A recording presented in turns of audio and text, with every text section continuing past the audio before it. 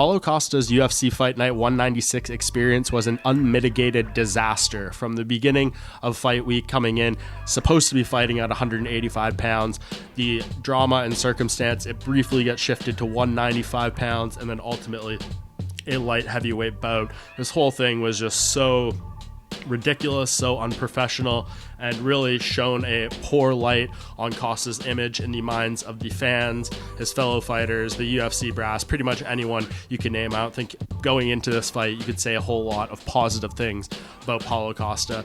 He definitely made up some goodwill with the fight itself. He goes tooth and nail with Marvin Vettori for 5 rounds. A thrilling matchup here. These two gave it their all. Paulo Costa looked absolutely gassed in there after about 2 minutes. The fact that he ended up going 25 minutes while throwing some absolute heaters in that 5th round and winning the 5th round unanimously in the judges' eyes and mine as well.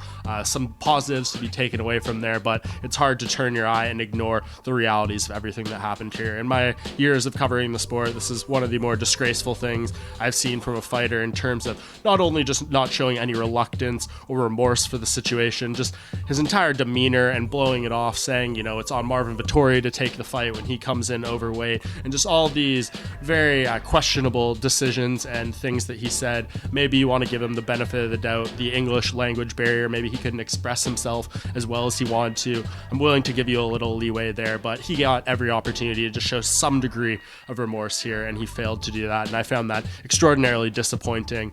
All the people saying that he was going to be cut from the roster and things after that, ultimately don't think that's going to be happening. UFC President Dana White pretty clear that he wants to keep Costa around. There was no discussion of that, but what there was discussion of is staying at light heavyweight, and I think that is absolutely the right call for this guy right now. Costa needs for at least 1 fight or 2 fights or maybe more to stay at 205 pounds. I know him and his manager Waleed Ismail saying that he can make it to 185. The bicep injury, the bad training camp, all the stuff that went in to them missing or not being able to make the 185 cut, they say it's a one-time thing and that will be gone in the next fight. But I just think this was too disastrous for Costa. I think he needs to spend at least 1 fight at 205, and then if he wants to go back and try to talk with the UFC, saying that he will get the right nutritionist, do all the right things at the UFC PI, yada yada yada, and that he can go back to 185, maybe willing to listen to that. But right now he needs to stay at this division. I think there's a plethora of interesting matchups for him at 205.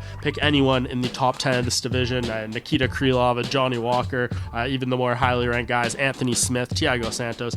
Pick your name in the entire litter. It would be a fascinating matchup with Costa. I think he can definitely be an elite player at 205. He's got the tools, so I'd like to see him dedicate himself to that weight class for at least the short-term future. Draw a name out of the hat at that top 15, and I think you have a very compelling matchup that will gauge whether this is Costa's true weight class. If he gets out-muscled, out-hustled in there, we revisit the conversation, but right now there's no excuses for Paulo Costa not to stay at 205 going forward.